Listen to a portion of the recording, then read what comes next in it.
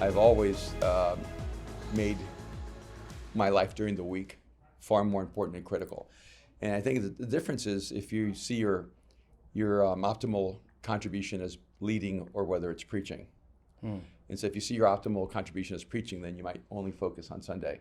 But if you see your optimal role as leading, then you know that engagement every day is what matters. So what does it take to make that kind of a shift? Because I think part of the nature of how churches are built more often than not, everything that we've experienced from growing up is what happens on Sunday is the big thing.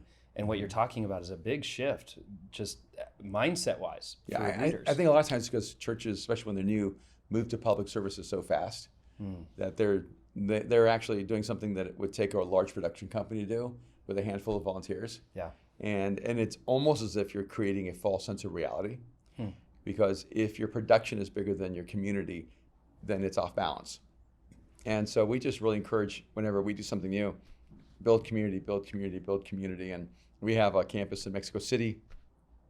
We sent one couple, they started in a house that we rented, and they grew that to about 350 people in their house, crammed in a tiny little house.